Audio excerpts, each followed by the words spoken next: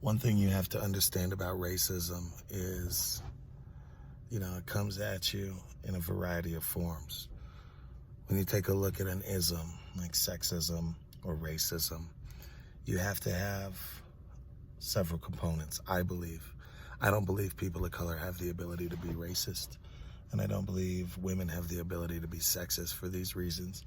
For one, you have to have an ideology that determines whether or not an individual is worth a particular status, capable of certain things, should be allowed certain privileges or accesses, etc.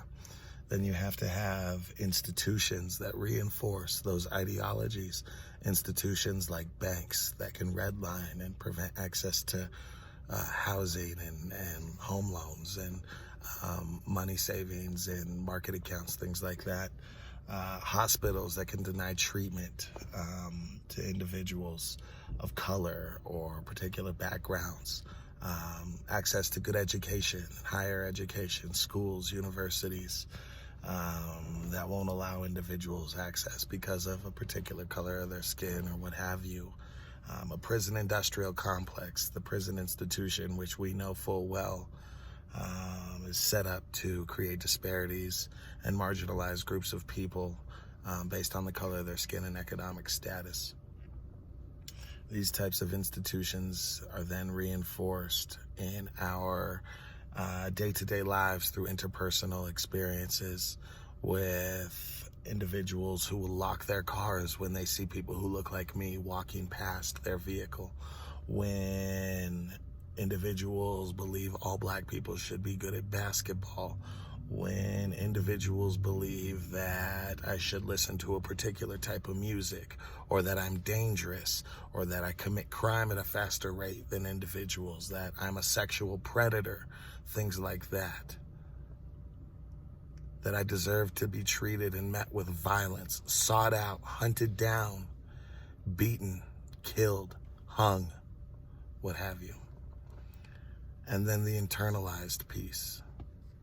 The piece where the recipients of lower wage, of violence, of cognitive oppression, of physical oppression, of all of these levels of disenfranchisement start to look at themselves and say, maybe I am just a nigger. Maybe I deserve the status that I'm continuously reminded I'm not supposed to be capable of anything more than this.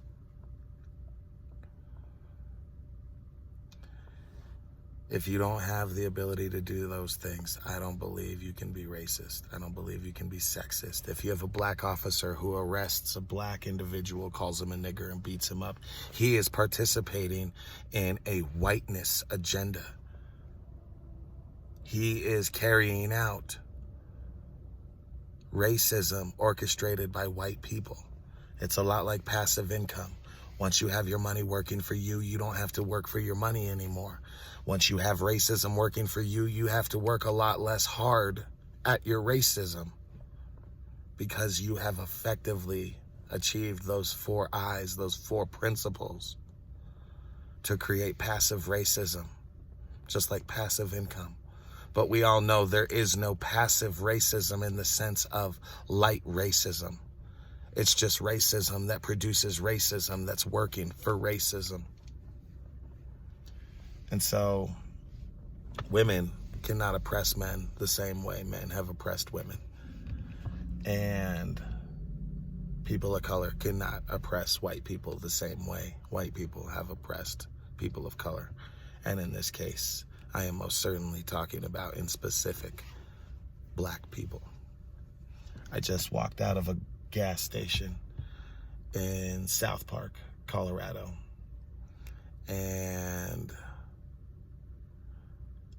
a group of white individuals, as I was walking by, just stopped and stared at me. Walked by real slow, and we just locked eyes the entire time. And I told them, hey, what's up? Just to be friendly, and was met with no response. Just hard stares. that could be for a number of reasons, of course, for the sake of conversation. But to me, it felt like a judgment of the color of my skin, a form of racism, a form of unacceptance, a question of what are you doing in my town? And I know that I am more likely than not 100% right because I grew up in small white mountain towns, and I've lived my entire life as a black man. And that's just another experience to add to the long list, the very, very, very heavy knapsack of being black in America.